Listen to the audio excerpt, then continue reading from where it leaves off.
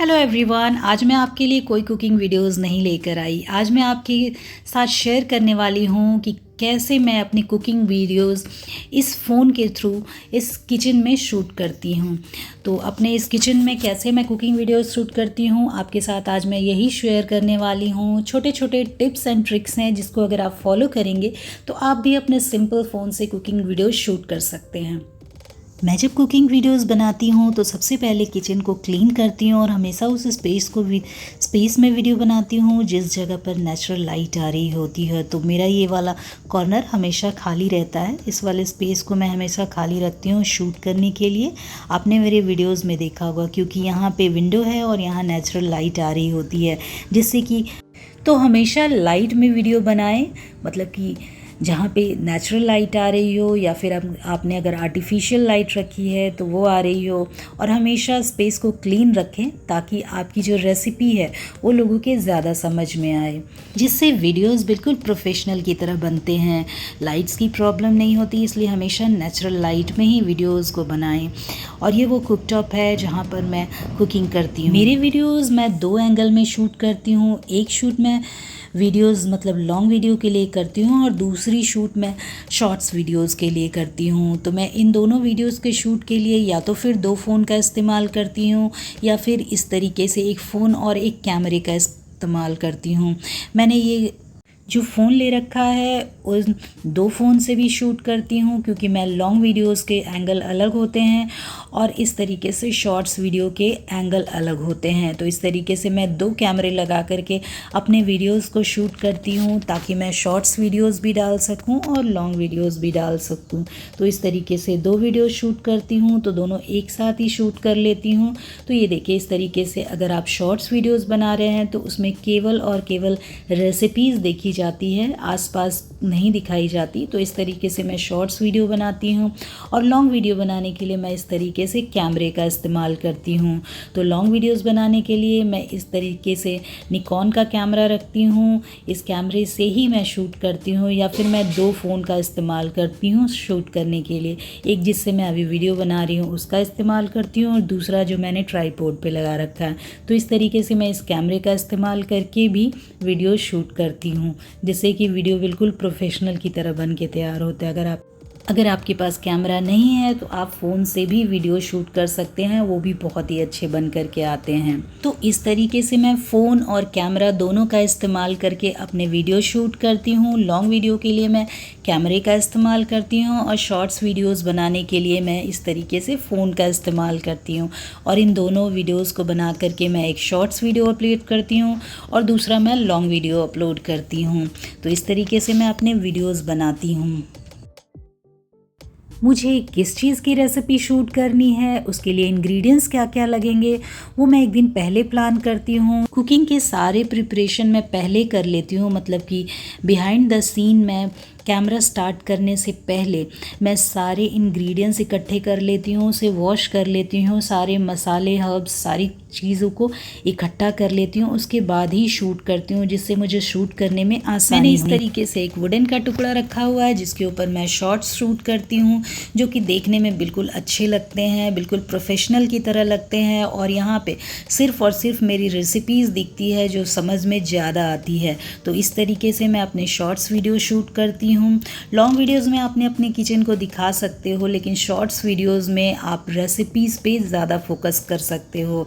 तो इसलिए मैंने ये वुडन का टुकड़ा रखा हुआ है जिसके ऊपर जो रेसिपी है वो ज़्यादा अच्छे से दिख करके आती है। तो इस तरीके से मैं शॉर्ट्स वीडियोस और लॉन्ग वीडियोस दोनों शूट करती हूँ जिससे कि रेसिपी समझ में आती है।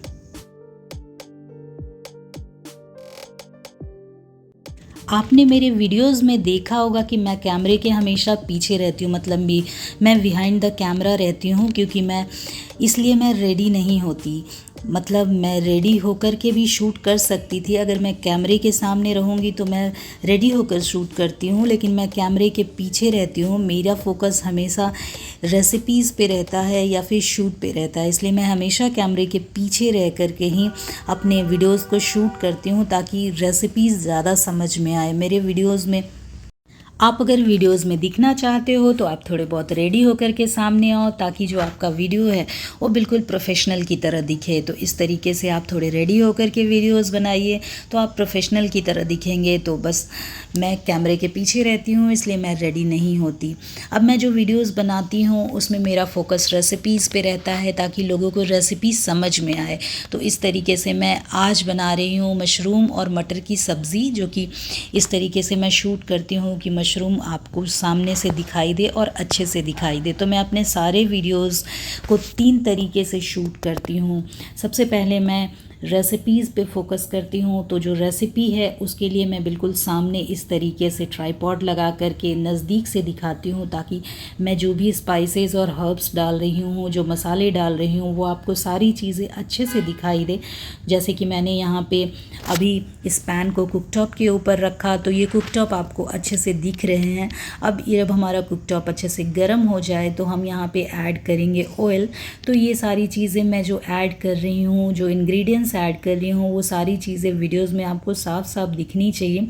तो इस चीज़ की शूट मैं बिल्कुल नज़दीक रख के कैमरे को करती हूँ। तो ट्राइपॉड को इस तरीके से मैं अपने प्लेटफॉर्म पे रखती हूँ और इस तरीके से शूट करती हूँ, ताकि आपको रेसिपीज़ बिल्कुल अच्छे से दिखाई दे। कुछ डेकोरेशन की चीज़ें आसपास रख दीजिए जो कि देखने में अच्छे लगते हैं और काफ़ी नेचुरल लगते हैं। तो इस तरीके से ग्रीनरी रख सकते हो आप, कोई पॉट रख सकते हो, जिससे कि आपका वीडियो काफ़ी अच्छा देखने में लगे, अट्रैक्टिव लगे। तो इस तरीके से मैं अपने वीडियोज़ को शूट करती हूँ। और जो दूसरा एंगल है मेरे वीडियो को शूट करने का, मैं लगातार अपने वीडियोस को शूट नहीं करती। जितनी चीज़ों को शूट करना है उसे मैं 1 से 2 मिनट के लिए शूट करती हूँ और उसके बाद कैमरे को बंद कर देती हूँ, वापस से फिर से ऑन करती हूँ और फिर से उसे शूट करती हूँ। तो इस तरीके से मैं कैमरे को ऑन करती हूँ और ऑफ़ करती हूँ और शूट करती हूँ। तो बस आप भी इस तरीके से फोकस करें, क्योंकि अगर 5 मिनट में ऑयल गर्म होता है तो हम 5 मिनट कैमरे को ऑन नहीं रख सकते। तो 1 से आधे मिनट कैमरे को ऑन रखते हैं, उसके बाद कैमरे को ऑफ़ कर देते हैं। नेक्स्ट जब हम अगला काम कर रहे होते हैं, जैसे इसमें वेजिटेबल या फिर मसाले ऐड करते हैं, वापस से कैमरे को ऑन करिए और अपनी रेसिपीज़ को शूट करिए। तो ये पहला एंगल है जिस तरीके से हम रेसिपीज़ को शूट करते हैं। दूसरा जो मेरा रेसिपीज़ को शूट करने का एंगल होता है वो कुछ इस तरीके से होता है। मतलब इसमें अपने किचन को मैं कुछ हिस्सों को दिखाती हूँ, ताकि आसपास की चीज़ें दिखाई दे। जैसे आसपास जो भी चीज़ें रखी हुई है वो दिखाई दे, और इस तरीके से शूट की जाती है, जो कि बहुत नेचुरल लगता है देखने में। तो मैं दूसरा एंगल जो मेरा है वो कुछ इस तरीके से है, जिससे कि मेरे वो कुकटॉप भी दिख रहे हैं, कुकटॉप के ऊपर रखा हुआ जो पैन है वो भी दिखाई दे रहा है, और आसपास जो मसाले या इंग्रेडिएंट्स हैं वो भी दिखते हैं। तो ये दूसरा एंगल है जिसे मैं लॉन्ग वीडियोस में ऐड करती हूँ।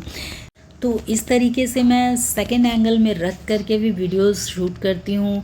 मतलब कुछ इंग्रेडिएंट्स मैंने डाले तो वो मैं शॉर्ट्स में शूट करती हूँ, छोटे में शूट करती हूँ, कुछ को मैं ये दूसरे एंगल में शूट कर लेती हूँ, और कुछ वीडियोस को मैं इस तरीके से शूट करती हूँ कि जिसमें मेरा किचन भी दिखाई दे आपको, मतलब कि आसपास का एरिया दिखाई दे, जिससे कि ये देखने में नेचुरल लगते हैं। बिल्कुल सिर्फ और सिर्फ इंग्रेडिएंट्स के ऊपर फोकस नहीं किया जाता, सिर्फ और सिर्फ रेसिपीज़ के ऊपर फोकस नहीं की जाती है, बल्कि आसपास के एरिया को भी आप दिखा सकते हैं, जिससे कि आपकी वीडियो जो है वो नेचुरल लगेगी, जो ऑडियंस है वो आपसे कनेक्ट कर पाएंगे। तो इस तरीके से आप 2 से 3 एंगल में वीडियो बना सकते हैं और इस तरीके से अपनी रेसिपी शूट कर सकते हैं। बहुत ही आसान है बनाना। तो आज मैं बना रही थी मशरूम और मटर की सब्ज़ी। तो इस तरीके से मटर और मशरूम की सब्ज़ी बना करके और उसकी वीडियो अपलोड किया मैंने। तो इस तरीके से मैं अपनी कुकिंग वीडियोस की शूट करती हूँ। आई होप ये वीडियो आपके लिए हेल्पफुल होगी।